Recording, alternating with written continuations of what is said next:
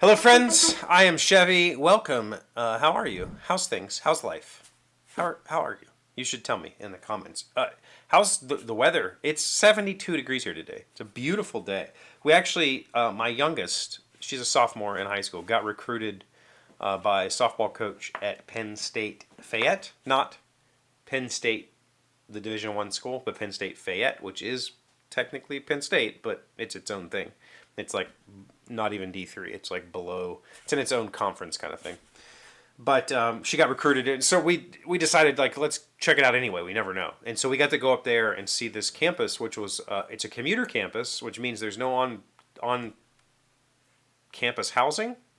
But it was beautiful. It was a really beautiful campus, and it was a full fledged school campus with health sciences building and recreation center and cafeteria. Like it was, and it was. We got to walk outside, and it was a very beautiful day for that. And I'm very excited for her to get recruited, even if it's to a school that, whatever this conference is. It's not the NCAA. They're not. They're part of something else called the NCSSA or something like that. Because of their affiliation with that conference or that association, they're not allowed to offer scholarships for athletics, which I get it. Like they're not. They're trying to keep it amateur, I guess. But I hopefully she'll find a college that does offer athletic scholarships and does have a strong softball program that she can get into. Not to say that this college doesn't have a good softball program, but this was just step one, right? And this was her first ever college visit, and we told them like we're sophomores, and they're like we don't care, like come see us, and so we did, and it was a good day. It was a beautiful day for that. And now they've got practice. They're at the field. We've started practice last week. Our season starts next week, so we actually get to practice at the field tonight. They're having a good time. Okay, this is the Kitchen Island project. Back on it. I was hoping to have this done by now, but with my back and the project for my sister and traveling, I just haven't had as much time to put into this. So last night I came down here, sanded, and put some finish on this. This is the inside of the cabinet, so I'm pre-finishing the insides just so I don't have to deal with that afterwards. And I used Polycrylic, the blue can, this stuff. Minwax Polycrylic. This is a water-based polyurethane.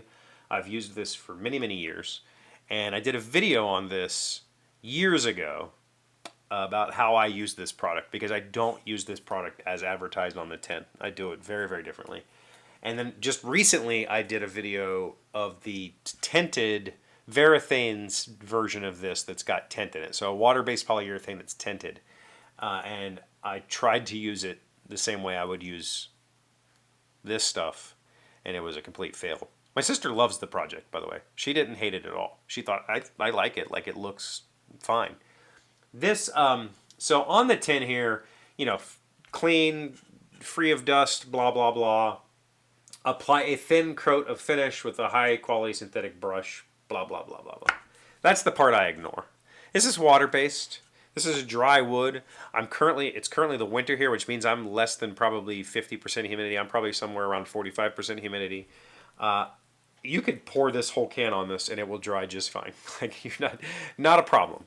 And so when I use this product, typically on other things, I would flood it. Just dip up, and I would use the cheapest.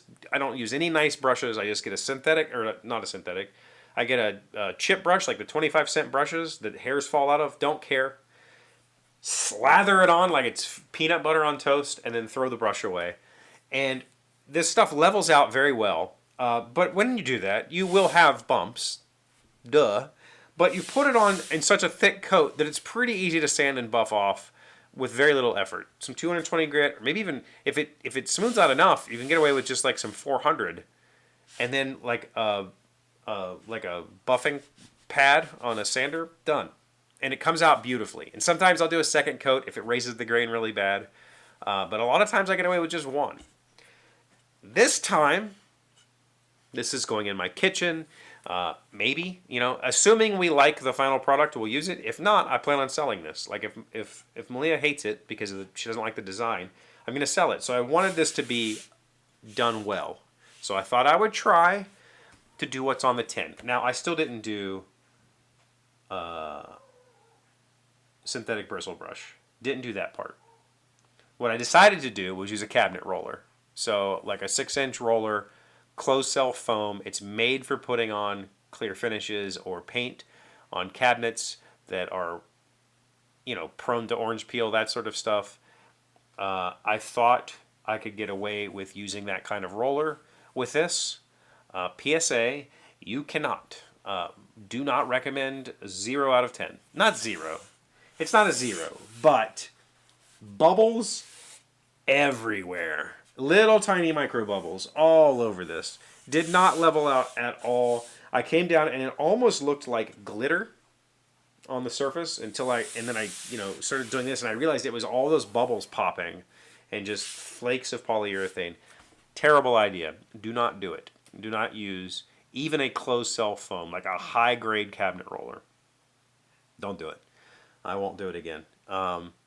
So I think I do have a high quality synthetic brush, and I'm going to end up tonight sanding this down probably with 150. I'm not going to take it to bare wood, but I'm going to take most of this off, and then I will probably try to use a synthetic brush the correct way and put a thin coat on, and then sand it and put a second thin coat on, and then see if that's good enough. Ultimately, it's the inside of a cabinet in a kitchen, and it's inside of a lower cabinet. It's not something you're going to be touching and feeling constantly, so I don't really care that much. But this is unacceptable. This is terrible. I should not. This one actually turned out pretty okay. This one and the other panels, bad, real bad. Just like I said, I'm gonna go not all the way to bare wood, but I'm gonna sand the crap out of this with some 150. This is one of those situations where it's got enough. You can probably hear that. There's enough finish I'm going to be taking off that I'm just going to be blowing through the sandpaper. This is one of those things that I've talked about in the past. If you've never done finishing work, you're not changing your sandpaper enough. And I mean that. Like, people will say you can get away with it. Yeah, you can. But I will put a fresh 150 pad on my 5-inch orbital. That'll do one pass on this wood. By a pass, I mean I overlap by half. So, what is that? Maybe 7 swipes? Throw the pad away, put a new one on. It's going to gum up very fast, and that gumminess is not going to help you fix this finish. And so it does require quite a bit of effort and quite a bit of those pads. Toss them. Now, if you're using like 3M Cubitron or something like that, you might get away with 2 passes. I have PowerTech sandpaper, which is fine. I prefer the Cubitron, but I have like a back surplus of the PowerTech stuff. So I will be just tossing the discs quickly. A couple swipes, or one pass over this whole panel, toss it. One pass over this whole panel, toss it. I might have to do a second pass. So I might be using 2 pads per panel. On the bigger panels, I might use 3 or 4 pads per pass. Like, just toss them. Like, if you're trying to save a 25-cent pad, and you're never going to get the quality finish that you want. You're just being miserly and you're hurting yourself by not properly treating the wood, properly finishing the wood before finishing the wood, if that makes sense. It's not the place you want to save money. In fact, I would say that I would spend more on the finish than I do the wood. Meaning that my time is more valuable than the wood, right? I'm spending a lot of time trying to make it touchy, feely, nicey. Don't skimp on the paper. Okay, I'm going to actually get started on this as soon as this video is done and uploaded, because it's pretty late right now. I'll see you tomorrow. Thank you for watching. Like it and subscribe. Today's 1,000 plus little things happy, successful people do differently. We are learning. What are we learning?